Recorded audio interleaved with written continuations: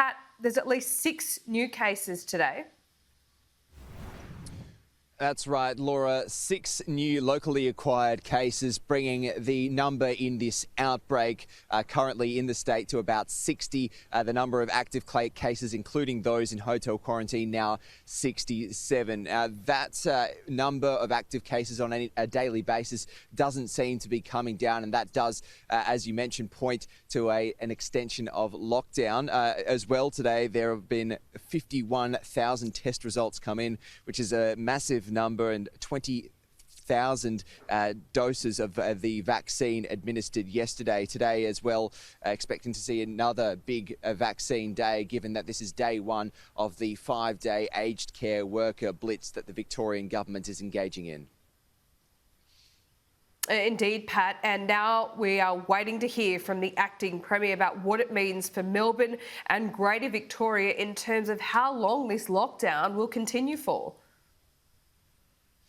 Yeah, that's right, Laura. It's really no longer a question of if lockdown will be extended, but for how long. We know Cabinet was being briefed by Chief Health Officer Brett Sutton last night, who was advising for that lockdown to be extended, concerned about this outbreak spiralling out of control. Now, we don't know exactly what form that extension will take, whether it will be the same rules or whether perhaps metropolitan Melbourne will be separated from regional Victoria, perhaps with that ring of steel we saw last year. That is certainly something many regional Victorians want to see, including Dan Tehan, who is a member, federal member for that part of Western Victoria.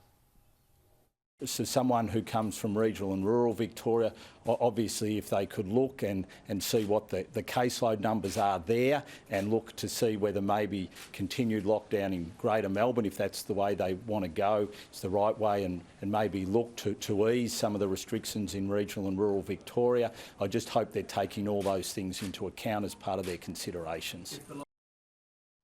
Now, what has authorities so worried about this particular outbreak is the infectiousness. They've pointed to the emergence of stranger-to-stranger transmission, what they called yesterday fleeting transmission, that is catching the virus or spreading it to someone you just brush past in a shopping centre or a supermarket. Now, that is something that has happened 4 times in this outbreak, although reports are that one of those previously recorded fleeting transmission cases this morning was actually a false positive, so that might only be 3 cases of fleeting transmission we've seen in Victoria. Still, though, it is concern for health authorities, which is why they are advocating for this lockdown to be extended at least to early next week, but potentially beyond that. Of course, this is something we know Victorians have been through before, and it's something Peter Khalil has been speaking to a lot about to his constituents. Take a look.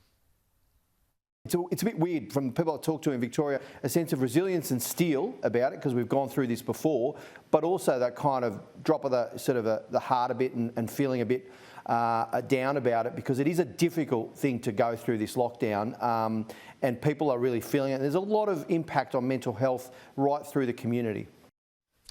And of course, when that lockdown extension is announced, we'll bring you the media conference with Acting Premier James Merlino live here on Sky News.